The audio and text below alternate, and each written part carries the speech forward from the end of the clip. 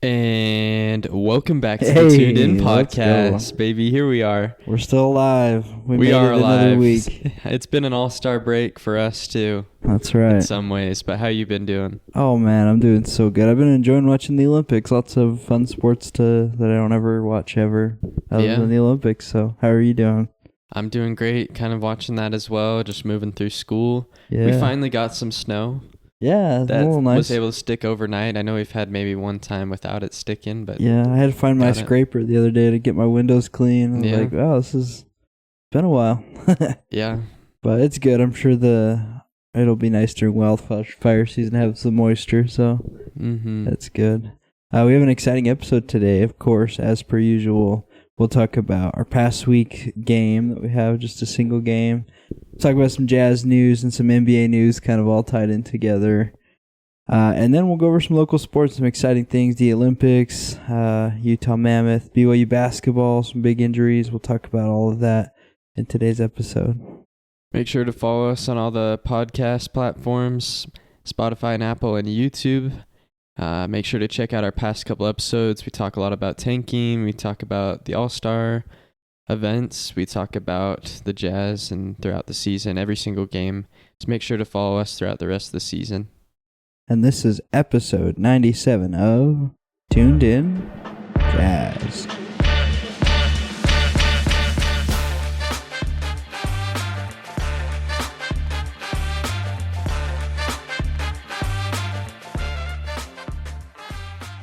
Well, the All-Star break's done, and it kind of came and went. Yes, sir. That was felt like a long All-Star break. I guess it was probably normal length, but Yeah. probably good to have that little break. Lots going on in the NBA, so. And I guess we'll get into a little bit later, but Jazz are kind of at the forefront of the tank allegations, right? Just because of our fine, and just everyone knows that we're doing it. Yeah. But I guess we did have one game last night. Yeah. You know what? The Jazz just, this game to me felt like kind of a big middle finger to the NBA because we did exactly what we did the last couple games where we got, except that now, Jaren Jackson's quote unquote having surgery, and anyways, we were up, I think like the first three quarters we were up. Yeah, we outscored them in the first and second quarter. And then just kind of lost it in the second half. So, we'll just keep doing it. We'll get our pick. So, I hope so. Yeah, I saw we were up by like 10 or something in the first half. And I was like, shoot, I don't know if we're going to be able to lose this one. Yeah. But it was cool to see. Our starting lineup was really interesting. Not the guys that you'd normally see in the starting lineup. And honestly, it's kind of what this rest of the season will be about. But it'll be interesting because then you get to see some of these guys that don't normally play that many minutes. Yeah. It's a really good chance for us to see like what they're actually worth. Yeah. Totally. Like I know all season we've been going back and forth on Cody Williams. This wasn't his best game, but he did play 38 minutes. Yeah. Which might be one of his highest minute games he's played. Totally. Simple 5 points, 9 rebounds was good from him. But who stood out the most for you in this losing effort? Yeah, a couple guys. I really thought Kyle Filipowski had a really good game. 20 points, 9 for 13 shooting. Just really efficient.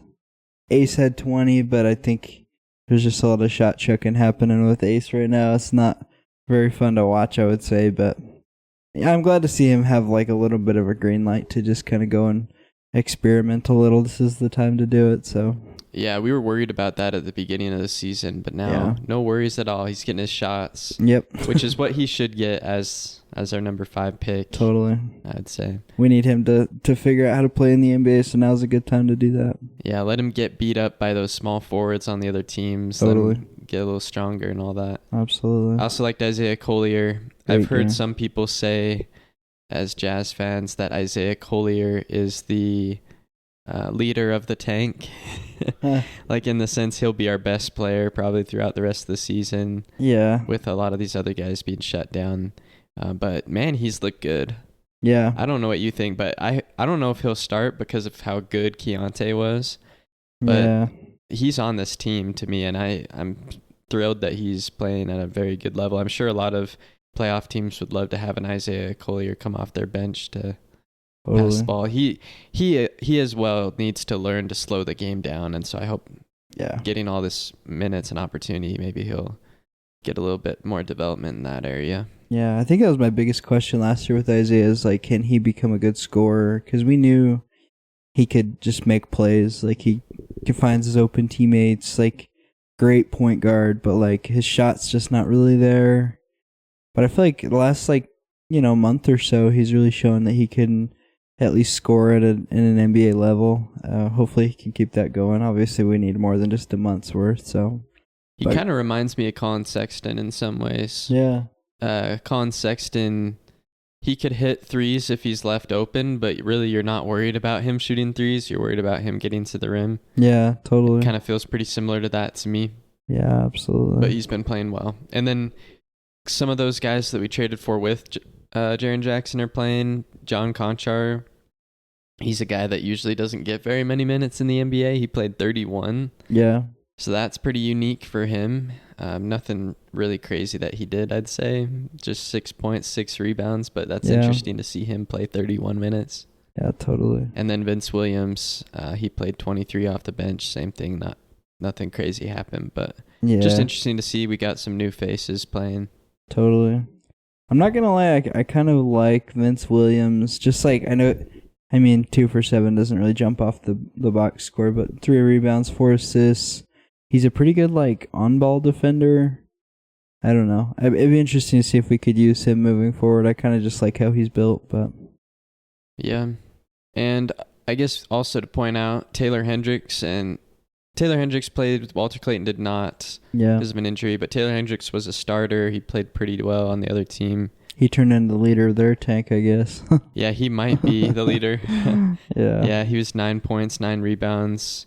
It seems like he's living up to the trade value, I guess. Yeah. I don't know. He looks decent for the Grizzlies right now. He's totally going to get a lot of opportunity. Yeah, totally. But I guess that takes us to the upcoming games. Yeah. We've only got 2 till our next episode. Yep. Kind of spreading the games out here. But let's start with the Houston Rockets. A Houston Rockets team that everyone had the highest expectations going into the season. They got KD. It's championship or bust for the Rockets, right? Mm-hmm. They've kind of been that 4th seed behind the Nuggets, Spurs, and Thunder. But they're knocking on the door of that 3rd seed. They're only half a game behind the Nuggets. But what do you say? Do you think the Jazz try to go win this one on the road? That'd be pretty interesting. But what would you say for that on the road? I mean, it kind of seems on brand for the Jazz this year. It seems like they are willing to win these games that don't really affect their tank. I mean, it does a little because we get a win, but we're not competing with the Rockets for draft position. We don't care if they win or lose.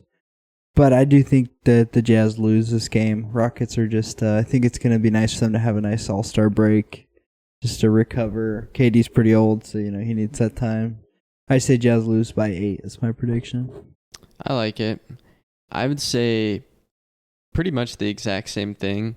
I don't think the Rockets have really been blowing teams out. No. They're a gritty defensive team. And so I'm kind of on the same. I'll say lose by 9. I don't think the Rockets will blow us out, but I think they'll definitely win. So somewhere around 9. For sure. Yeah, it could be a good game for at least the first 3 quarters. We'll see. Yeah, our first half, like that Grizzlies game. But yeah. Pelicans are a team, though, that we want to lose to. But what do you think is going to happen in this game? They're a tough loss. Yeah. They're a pretty bad team as well. Yeah, they are. And I think us being at home, I think we'll probably get the win. Just being in the Delta Center, playing an awful Pelicans team. Yeah.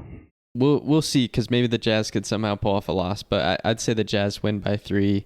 It's a close game. Both teams are not trying to win, and at the end, Isaiah Collier probably just goes off or something like that, and I think we get the win. Yeah, we're pretty much on the same page there. I think coming back home after, even us, we're coming off a break too. 3-day break after that game too. I think Jazz get a win at home. I'm gonna say win by 4. We're right on the same wavelength. But that could be a really close game. Pelicans have some nice pieces to build. So do we. So just battle the young guys, I guess. Yep. Well, that takes us just into a little bit of news. We'll update you with our tankathon. Nothing's really changed drastically. We're still in that 6th spot. Yeah. But we are kind of knocking on the door of Washington. We're only 1 game behind them because they've won 5 out of their last 10. Yeah. So Washington's been kind of winning. We've been kind of losing. So we're really knocking on that door for them. Yeah. So maybe by next week we could be in that 5 spot, but we'll see. Yeah, totally. Looks like injury report. Lauri Markkanen's out with an illness. He was out last night at least with an illness. Keontae's got ankle problems allegedly. He was out last night as well. Yeah, I don't know. I don't know what to say about that. I guess we'll just pretend like those are real and, I don't know. I'm down for it. And then Yusuf Nurkic knows injury management. Yeah. Honestly, I don't think the NBA can fight health, right? Yeah. Because I think that's something that is personal to you, right? If it's not worth it for you to play, then don't go out there, That's a funny thing to me. I mean, we'll talk about the tank thing here in a minute, but what is the NBA going to do? Send in their own doctors to verify what our doctors are saying? Yeah, are you sick or are you just saying you're sick? It's there's no way for them to verify, so we'll just keep saying there's some illness. And maybe the Jazz are just feeding Lauri Markkanen Taco Bell, and and that's why he's out all these games. Yeah, they found whatever place Michael Jordan ate at when he came to Salt Lake, and they're just keeping them in business, I guess. Yep. Yeah. NBA All-Star, we were kind of in the midst of it last week when we had our episode. Now it's all over. What were your thoughts on just kind of All-Star weekend in general? I'd say it was overall a win. Yeah. I liked the Sunday thing with the US and World. Yeah. I think it's never going to be like a playoff game. No. And we just have to accept that. Yeah. But I think there was some fun highlights, and it was cool to see that the players at least cared for a few plays throughout. Yeah. It wasn't just let's see how many points we can put up the whole game. Yeah. It was cool that there was actually a few. They were definitely playing bad defense a lot of the time, but totally. But there's a few plays where they did care, and that was cool to see. And Wemby was the one trying to set the tone, and I think that helped. Totally. But the world team didn't even win. I thought they would. I thought they'd take care of business, but USA, that young USA team with Anthony Edwards and somehow Devin Booker is on the young team. I don't know how that happened, but what did you think of the All-Star game itself? I thought it was okay. I mean, it was exciting, I guess. Better than last year? Yeah. A little bit? Yeah. The thing I think, though, I remember the first year they did the, picking teams thing. It was really competitive. And then it just, slowly went back. I just don't think that any of these are long-term fixes to the All-Star.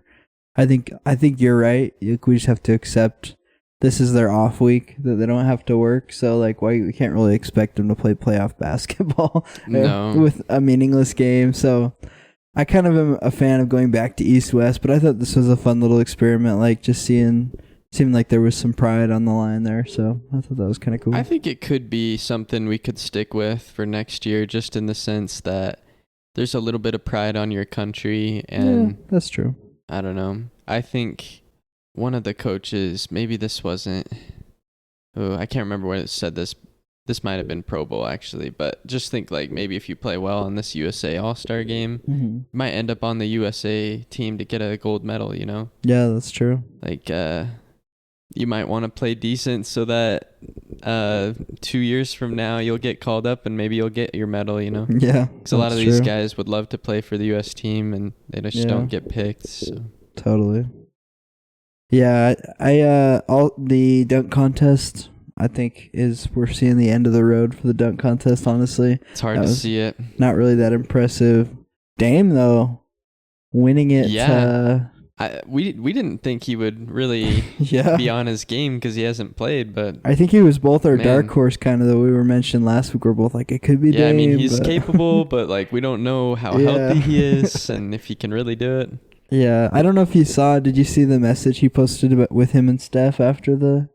No. He posted some DM he had with Steph where he said something like, "You get Clay, I'll get Book, and let's find some other real shooters next year and like get a real 3-point contest going." And Ooh. Steph said he was down, and I'm like, "Oh shoot!" I like that. So we got the Avengers coming to the 3-point contest next year, so that'll be kind of exciting. Who do you think could fill in so that got those 4? Who would you like so you're saying Lillard, Booker, Clay, and Steph? That's a really good start. That's a really good start, yeah. I mean, I think Con Knippel's getting... I mean, I know he's still young, but he's not quite there, but I could see Anthony Edwards maybe making that. Anthony Edwards would be great. KD, honestly... I still think Donovan Mitchell should be a name. Yeah, that's true. Even though he didn't really go super far. I think he made it into the second round. Yeah. And he did well at one point. So I'd say Donovan Mitchell. Trae Young would be nice to see in there. Maybe, but I feel like Trae Young is... I don't know if he's like top tier. I don't know. Yeah, that's true. His percentages aren't always as good. Maybe Luka. Maybe. I don't know. Those 4 guys, though, are pretty, like, separate themselves as, like, elite. KD. Yeah, KD. I don't think we've ever seen KD in there. He would be good. That would be really cool, yeah. But anyways, kind of cool to think about that. But Devin Booker did give Dame a run for his money. Yeah. I think Devin Booker did 30 points in the first round. And just couldn't match. If he matched it in the second round, he would have won. Yeah. But it's just hard to maintain that. Totally. It's a high total. Yeah, absolutely. But shout out to Dame. I think he's one of only 3 players to win it 3 times. Yeah, that's crazy. One of them's Larry Bird. The other one's Craig Hodges. Dang. Can't tell you I know Craig Hodges super well, but yeah, that's crazy. I guess I know he's a shooter. Yeah, that's true. And then going back to the dunk contest, as you know, I'm a Vince Carter fan. The dunk contest is a big part of that. Yeah. Why? And I know Vince Carter was talking about like, yeah, we should keep the dunk contest going. It's tradition and stuff like that. We just need the star players. Yep. But I think if you're never gonna get the star players, I don't even think it's really worth doing the dunk contest, you know? Yeah. Which is sad because I feel like if we did have like a Zion, Ja Morant, Anthony Edwards dunk contest, everyone would be watching that. Yeah. You know, it's just that the players won't do it. It just makes me wonder if you like opened up, because clearly, yeah, the star players, I saw an interview VJH come said he would never do it. And those are the type of guys you're like, that's a young guy I want to see. Like, that's who we want in there, yeah. But like, it makes me wonder if you just opened up the dunk contest to like anybody. Like, obviously we brought Mac McClung in, he just dominated. But like, I'm sure there's other dunkers out not playing NBA or G League that you're like. It makes me wonder if we just opened it up, if we'd get some like really interesting like dunks and stuff. I think that'd be kind of cool to see. I could see the benefit of that. Like the dunks would be better. Yeah. But then I think you need star power too. That's true. Like, you're gonna see all these guys come out to dunk, and you're gonna be like, "Who's that?" Yeah, I don't know. It's just not as cool when it's just some random dude that you've never heard of. That's true. You know, yeah. It's like if I want to see a crazy dunk, I'll just go on YouTube. Yeah. And find one.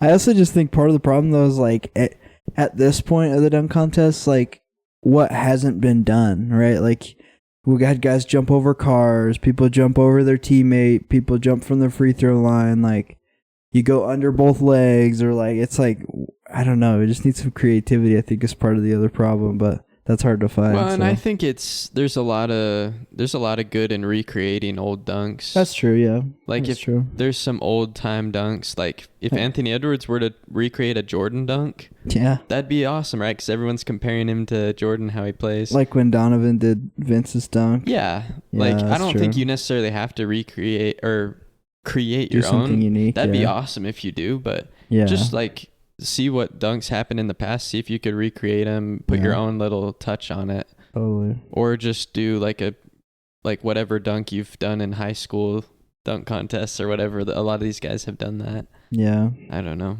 That's true. That'd be kind of interesting. But it may never come back. And honestly, I feel like this was the first year where I was like, yeah, I didn't really care about it. And I guess Keyshed Johnson won. I guess we could mention that. Yeah. Don't really know who he is, to be honest, but his dunks were decent. Yeah, I guess so. Good for him. Good for winning, I guess. Oh, yeah. But yeah, I could see that being the end of the dunk contest, mostly because kind of transitioning to our next one. I think Adam Silver. I just think he's proven that he like is just willing to do anything to like make more money for the NBA. So I don't know. I'm just kind of tired of Adam Silver. Honestly, I'm kind of out on him. But he just announced a new tanking rule, or he announced to all GMs that there would be new tanking rules next year that prevent tanking. Kind of interesting. We talked a little about that last week, but what are of all the ideas, what kind of some that stand out to you? It seems like it's more serious than we thought. Yeah. Which honestly, this has been going on for years. I don't really think like this year it's prompt, you know? Yeah. It's been happening forever. I don't know why they're just all of a sudden doing it. But gambling companies, that's why. I think that's true actually. Gambling companies really don't like it. I think the media, if anything, is driving this as well as Adam Silver, right? But there are 7 different ideas that the NBA released that they're talking about. I'm just gonna maybe I'll give you one idea at a time, or we'll talk about one at a time, and maybe just give me 1 out of 10, like 10 being yes, do it, 100%, move forward. 1 like why would this is really dumb, let's not do this. Yeah. So starting with the first one, first round draft picks can be protected only top 4 or top 14. I don't hate it. I just don't think that it really fixes any problems. I don't really understand what just seems like that would incentivize more teams to tank, but I don't know. What are your thoughts? I think it's just seeing the Jazz be top 10 protected, just try and stay under that. Yeah. So maybe it'd help, but I'll say 5 just because, I don't think it'll really change much. Yeah. That's true. Next one, lottery odds freeze at the deadline or a later date. What are your thoughts on that one? I kind of like that a little bit, but I don't know. I feel like maybe there's like a big trade at the trade deadline where you decide to rebuild. Yeah. And then the second half of the year you suck, and it might not be good in that case. Yeah. So I don't know. I'd say probably 4 on that one. I think that it's still good to play all the games. Yeah. That one would have been interesting for the Jazz this year had that been in place, because it's like we could have been still in the lottery and all of a sudden we're like, if we just put pedal to the metal, push for the playoffs, we could make the playoffs and still be a top 7 team, you know? Just make a big move at the trade deadline and have a great pick. Yeah, that would be kind of, I'm sure that wouldn't end well, but Adam Silver would be steaming. Yep. Yeah. Next one, no longer allowing a team to pick in the top 4 in consecutive years and or after consecutive bottom 3 finishes.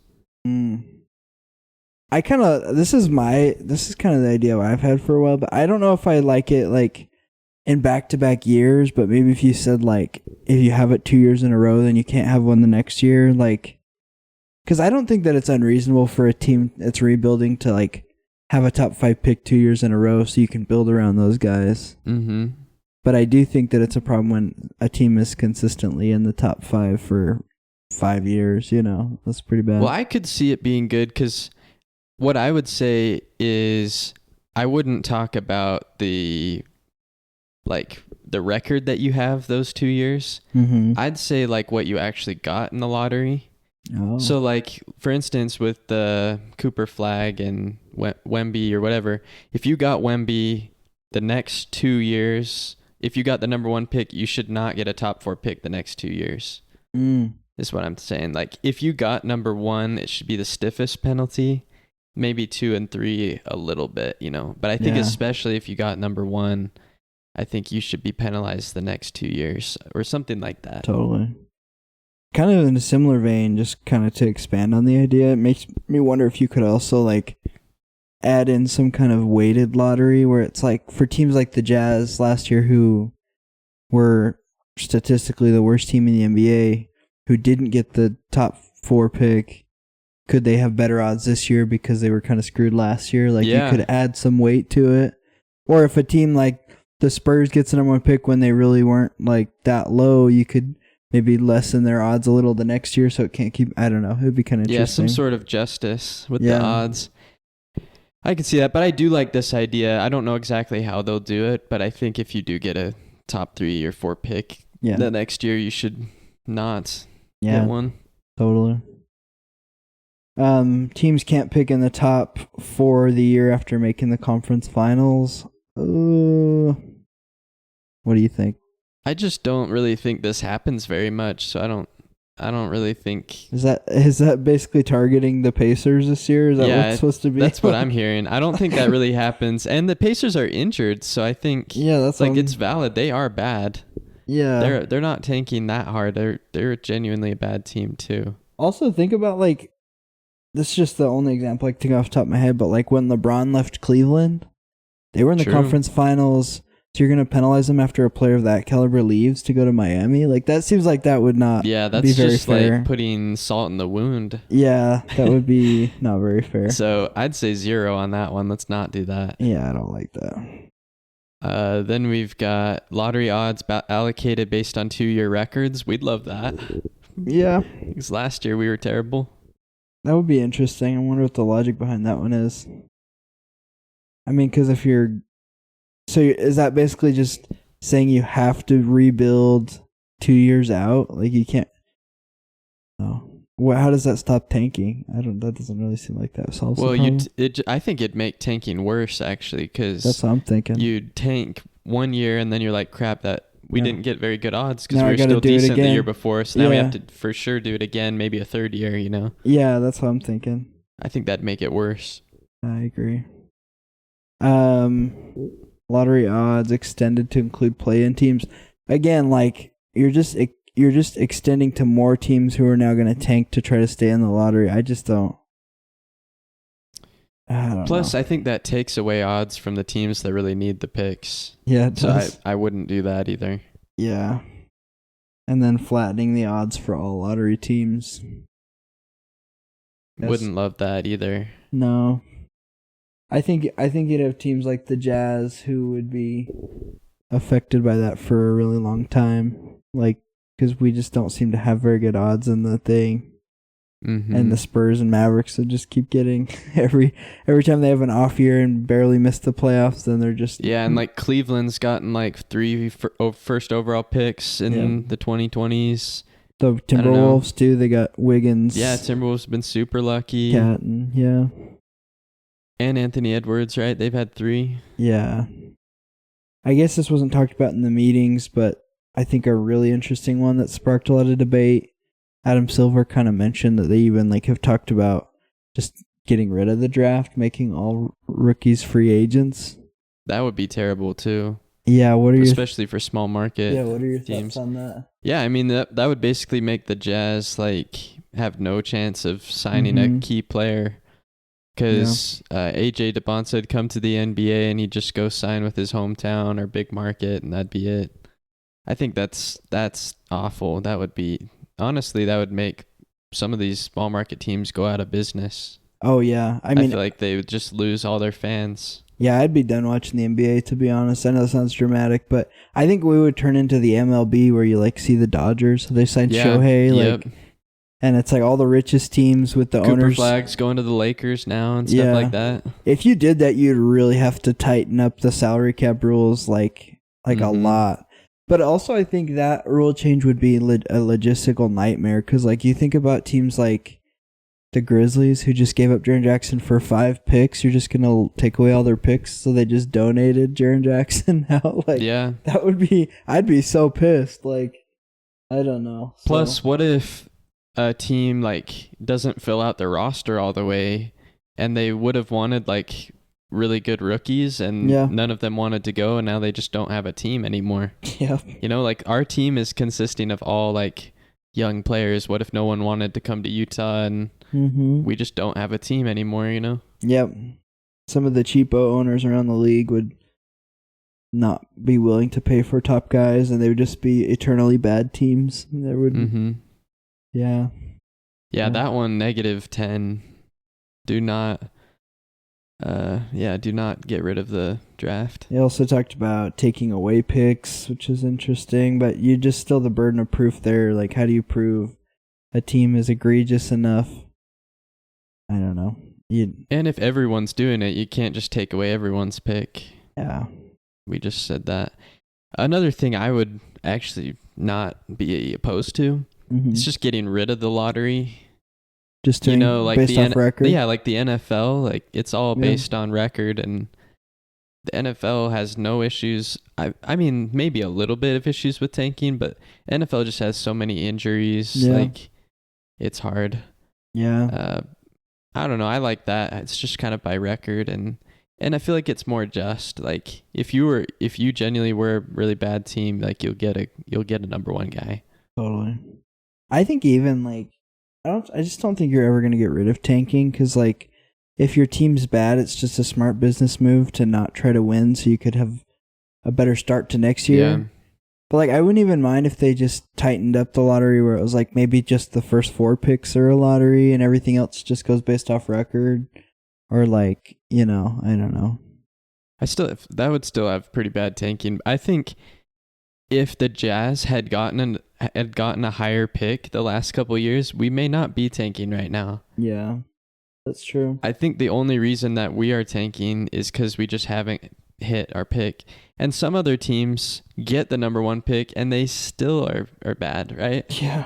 So I think part of it's like teams like the Jazz are like, we have terrible lottery odds. We're still bad, Never had the number 1 We've pick. never really gotten the player we needed. Yeah. And then some other teams like get a great pick, but it's just not really moving the needle. Yeah. And that I feel like is less tanking and more just they're bad. Totally. And the Jazz, they're tanking because their odds were bad. Yeah. So I don't know. I think fixing the Jazz type of tanking would be just getting rid of the lottery. Yeah. And the other type of tanking, I think, isn't tanking. I think it's just they're bad.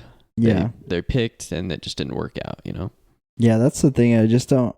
I feel like that's why the Jazz are getting so much flack, is because they're just blatant about it. The rest of the teams were like, "Are you bad or are you tanking?" It's hard to tell. Like, like with, I don't know. I can't, like the Hornets. Like they've gotten so many lottery picks. Like, are you bad or are you tanking? Like, what's the deal? Like, now they're finally doing all right. Yeah, that's true. But the Kings are blatantly tanking. Yeah, that's true. The Pacers are. The Pelicans don't even have their picks, so they're just bad. Yeah. So I don't know. It's hard to figure that all out. I think the most interesting suggestion, I haven't really thought it through what I think of it, but they talked about a tournament for lottery teams for the number 1 pick. That would be wild. It would be. I also don't think that it would really, like, obviously if a team's bad, they're not going to win that tournament, so that just completely eliminates them from ever having the number 1 pick and building themselves just out. Perpetual bad. It would benefit the Jazz this year, I think, but I don't think if it benefits the Jazz, I'm sure the NBA won't do it. So, Yeah. I don't know, but I guess in my opinion, I think of all the things we talked about, I think the best things that we could think of were if you picked consecutive years, just don't let people pick high consecutive years. I think that kind of helped the Jazz. Like, if 1 year we get really unlucky, the next year we should be guaranteed like a top, it should be like you were saying, like it should be a makeup year. Yeah.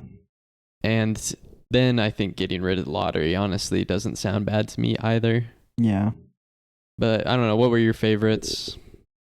Yeah, I think those two probably are my favorites. I just, anything but getting rid of the draft. I think that would be terrible. That would forever ruin the NBA. That would cause some pretty bad damage to the league, I think. Yeah. But there's some GMs calling for it, so it's just interesting. There's a lot of mixed opinions about it. So. Well, I know which GMs would call for it. The ones that'll benefit from it, right? The big market teams. True. Yeah, I mean, here in Utah, we talk about it a lot. The only way we can build with like a centerpiece is through the draft. We've never had a LeBron James decide he's going to take his talents to Salt Lake. Nope. As nice as that would be, we have to find him through the draft. And so, unfortunately, if Adam Silver cares about smaller market teams, he'll do the right thing here. Yep, I hope so. But I guess that's enough tank talk. I know that's probably the bulk of our episode, but hopefully doesn't go too poorly this off season. Yeah. And hopefully we get our good odds. That's what we want, right? But our Mammoth, they still haven't really gotten back to playing. Yeah. I want to say you were saying that Clayton Keller ended up playing. He did. He played one game. I think it was against Sweden, if I remember right. He found the ice. Didn't really do much, but we won that game, so Let's go. He contributed in some little way. I mean, there's like 40 players on the team, right? Yeah. So he's probably in for like a minute or two. Yeah, he was like on the third line or something, I think. I'm guessing that was just kind of like a, since you came all this way, let me put you in a game or something. Yeah. Know, so. But the hockey team, they're going on to the gold medal. Yeah, playing Canada. That'll be pretty sweet. Yeah. I think the women got the gold. Yeah, in overtime, but that was also against Canada, right? Yeah, that was a great win. So I guess USA and Canada is kind of that rivalry. Yeah, it's freaking awesome, man. Yeah, it's cool. I mean, that's like their MO is hockey, I feel like, so cool that we have a team that can compete with them. Mm-hmm. I'm excited. Tomorrow morning, Sunday morning, I think that's when the gold medal game is. So let's go. You ever watch Miracle, the hockey movie? Oh yeah, that's a great movie. That's kind of what it's reminded me of. Just that USA pride, and that's probably one of the best games ever played in sports history. Yeah, against the Russians. Have you been watching any other Olympic events or anything else from the Olympics been standing out to you? Yeah, I mean, I know some people hate it, but I actually been loving watching curling. Yeah, it's kind of growing on me. I feel that. It's pretty fun, even though I think the women choked against Canada or Britain, one of those. Yeah. But it's kind of fun to watch. Yeah. It takes forever, so you kind of have to watch the highlights sometimes, but it's been pretty good. And then I've been watching a little bit of bobsledding. The USA is actually pretty good at bobsledding, apparently. Yeah. Been fun. And did you see with the curling, the drama between Canada and Sweden, I think, where they were... No. So I guess Canada, the guy in mixed doubles was cheating. Like, it was on video. He was... I wish I understood the rules better, but he was like, after he would launch the stone, he would like push it with his finger. Anyways, and like the team Sweden called him out on it, and they got in kind of like a little scuffle mid-game, which is kind of crazy for curling. Shoot, you know? Curling's dramatic. Yeah, but anyways, kind of funny. There was also the big air ski jumping. Yeah. I didn't know if you saw that. Oh, the like scandal where they were juicing up or whatever. So no, I didn't. I wasn't talking about that. I was just talking about the gold medal. Oh, okay. There was like a USA guy. There were two runs that were like they'd never been done before, basically. Oh, and like there were some of the highest scores that the Olympics has ever seen. I think it was like 9. USA guy got silver. His was 98.25. And the gold medal guy was 98.5, just barely. And that was like downhill skiing or jumping? It was just like one big jump. Oh, right. Dang. They're doing like 5 spins and stuff. That's so crazy. It's pretty insane. So both of those guys like have the highest, like some of the highest scores just ever give them both seen. a gold medal. They both deserve a gold, but I guess we'll take the silver. Yeah, I guess so. And actually, the U.S. They're number 2 right now in the medals. It looks like Norway. So I don't really expect Norway to really be pulling away that much. It's not Canada. I'll say that. Yeah. How far down is Canada? They're 11th. Let's go. They've got 19 medals though. That's pretty good. Yeah. We've got 30 medals, and then 31. Italy's actually got 30 medals as well. They're right behind us. Dang. And Norway has 40 medals, so we really need to catch up to Where Norway. are we at in gold medals? We have 11. Okay. Norway's got 18 though. Sheesh. Pretty crazy. I think they have all like that long distance skiing. They get like every medal in that. Yeah, that must be their thing. I don't know how they managed to do that. We'll pick one up tomorrow morning in hockey. It'll be good. Hopefully we can get that hockey one, get our medal count up a little more. Yeah, that's what we need. Take one away from Canada. Yeah, that'll be cool. And then any other events you've been watching? You're a skater. Do you watch like the speed skating or any? I've been watching it a little, but I don't know. The figure skating, I saw the one guy from the U.S. like fell a couple times. I kind of felt bad for him. Yeah, he was gonna be a gold contender, but didn't get it. I was like kind of genuinely sad for him because I'm sure he's been working so hard to make a mistake right when you're not supposed to. Is like it could happen to any of us, really. Like best skaters in the world could make mistakes, and it's kind of sad for him. But good that he got to compete. I guess that's kind of cool. Still, yeah. BYU basketball though, big hit this week. Richie Saunders goes down. I know Richie's probably my favorite player this year. Yeah. Do you think fun to watch? I think Richie was kind of making a case for, especially in that Kansas game, in front of all those NBA scouts. Do you think he's still got a shot at making a team next year in the NBA? Well, I think he's always had a shot. Yeah. I think if he could have played the rest of the year, he probably would have had a better chance. So it's going to hurt him a little bit. I think there's no way an NBA team won't give him at least a summer league contract and maybe a two-way contract. That's true. But it'll be interesting to see because I feel like if you're undrafted, you basically have to hoop in summer league and hoop in practice. Otherwise, you're going to get cut. Yeah. And maybe a second team will give you a chance, but maybe not. Yeah. So I think he'll definitely get a shot, but it's going to hurt him with this injury, unfortunately. Definitely. I saw an interview with Kevin Young. He was talking about how he actually thinks this is going to be a good thing for Richie because he said that like making it in the NBA is more about like the team you go to than it is like about the situation, right? So he's like, this will give Richie some freedom. He won't get drafted now. He might have been drafted before, I think, maybe late first round, second. But now he's going to kind of have a choice. He'll kind of get to think through what situation does he want to play in, what team could use him, even if he has to go through the G League a little or whatever. So I think it could be good for him. It makes me sad that we lost him, but yeah, it makes me remember Alex Caruso. Yeah, he was undrafted, kind of just got in the perfect situation in the Lakers, and went on from there. Totally. Maybe Richie might take a little while to find his home in the NBA, but I think if he does find the right place, I could see him doing pretty well.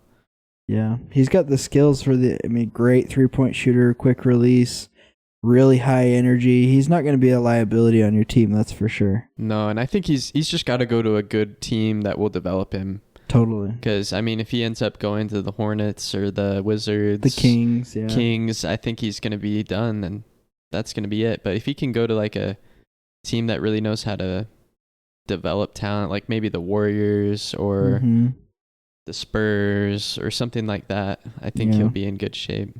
Totally. Celtics, I could see him going to the Celtics. Yeah.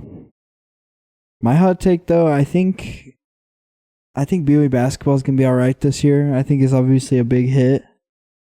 But I think part of the problem in my mind is we had too many Chiefs on the floor. Like, just too many guys who needed points. I'm not saying we're going to be better, but it'll just be interesting to me to see how, with, like, less, it's just Rob and AJ now. They can just kind of, like, run everything through them. Some guys are going to have to step up, of course, but it'll be interesting to see how we adjust, I think. Yeah, I'm trying to see who will step up. I've seen Kostic play a decent bit more. Yeah. Moose a little bit. But I've been kind of disappointed the last couple games with them. They just haven't been great. But I'm hoping that they just learn from their mistakes because really there's no one else that we can I don't think we can pull another guy out of the G League at this point. We just have to stick to the team we have. Yeah. It's too bad Dawson Baker's also out because I think he would have been able to pick up some slack. Totally. And Kozlowski's out. Yeah. Wish we would have had one of them. But I think we just got to hope Kostic gets a little better. Yeah. If not, we're going to be in trouble. Totally. But it's hard because I feel like Rob's like really our only point guard that we really trust in crunch time. That's the truth. So it's going to be hard. Yeah, that will be tough. I want to see AJ just have a crazy just end of his season, just really cement himself as the number one pick. I think I don't know if you've been following everything with Darren Peterson, but I think it's starting to catch up with him, the whole sitting out games thing. Mm-hmm. He's getting a lot of criticism for that. So I think AJ really has an opportunity right now to just slide himself right up the board to number one, but we'll see. Yeah, and I think in some some teams' eyes, he already is number one. That's just true. Kind of depends on the situation. You think the Jazz would take him number one? Yeah. I think so, I think so. Yeah. I think he would. I think we'd love to have him. Darren Peterson, we'd love to have too. It's just whatever happens. I think a team like the Pacers would take AJ first. I just don't think you'd need Darren Peterson with the amount of really good guards they have. Yeah. What about the Kings? Because that'd be a tough one. Worst team. I think they could probably take AJ because they already have Zach LaVine and that's true. Maybe Peterson, Zach LaVine kind of play similar. I don't know. Yeah. Honestly, I don't even hate it when people say Darren Peterson's number one. He's so freaking good. Yeah, like, he's a bucket. Effortless scorer, but I just don't. I think he's showing a lot of character right now where he's like, I don't know if you saw the clip the other day. He made a 3, turned to Bill Self, his coach, and like made a signal, and then Bill Self called him out of the game. So he's literally asking to come out, like it, and he's only playing like 18 minutes a game. It's the best 18 minutes in all of college basketball probably, but like, what does that tell you if you're an NBA team and this guy's already load managing? Yeah, he's gonna. Maybe he should go to the Clippers. Actually, I think he'd fit right in. Kawhi could mentor him, or maybe he already has. I don't know. Oh, brother. Yeah, Ben Simmons, maybe. I don't know. Yeah, maybe he's been hanging out with some bad influences. Yeah, but no, that's interesting though. I wonder what's the deal with that. He just doesn't want to get hurt, I guess. Yeah, but I think BYU's got a couple games this week. We hung with Arizona a couple nights ago. Not bad. Lost the game, but we were in there. And without Richie, I think that's all you can ask for. Totally. Got Iowa State this week's gonna be a tough one. Tonight. Oh, tonight. You're right. Yeah, it's tonight. You're right here at home, right? Yeah, it's gonna be in the Marriott Center. I'm gonna be there. I'm hoping for a win. We haven't had a signature win yet. We need one. We need a quad one win. We could beat Iowa State if they miss a few shots. You know, we've definitely been that team to leave 3-point shooters open and hope for the best, and hasn't always happened in our favor. Yeah, we need some guys to box out. Ahmed's got to figure out. Somebody's got to remind him that he's 7 feet tall because it doesn't seem like he knows. I think I've seen them do Ahmed and Keba together at times. Yeah, it's kind I'm of wondering if that could be a lineup that we could just pound the offensive glass, kind of like the Rockets do in the NBA. And Hadim Maboup's got to box out. He seems like a lot of offensive rebounds over him. But he's going to have to step up with Richie being out because he might be in there for some of those minutes. Yeah, great defender. So we'll see. I think we do have a real chance. We're at home. We could maybe beat Iowa State. Yeah. And then honestly, for like tournament stuff, we're already a lock. Like even if we do badly, I think we could still make the tournament no matter what. Even like our Oklahoma State loss, it was on the road, and so it counts as a quad 1 loss. I'm pretty sure. Interesting. Just because we were on the road, and Oklahoma State's actually gone up in the ranks a little bit. Yeah. So it's interesting. I think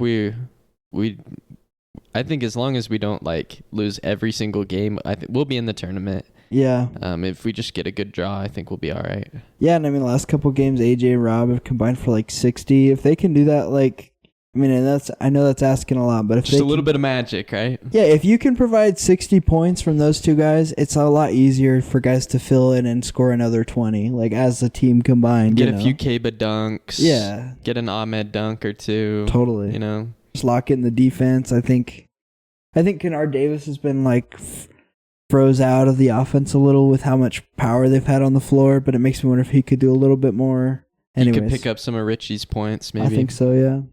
Oh, it'll be interesting. Well, thank you for listening to this episode of the Tuned In Utah Jazz podcast. It's been a great All-Star break. We look forward to the rest of the season, kind of seeing where things go with the Jazz. Make sure to follow us on all the podcast platforms, Spotify, Apple, YouTube, wherever you find your podcast, and take care.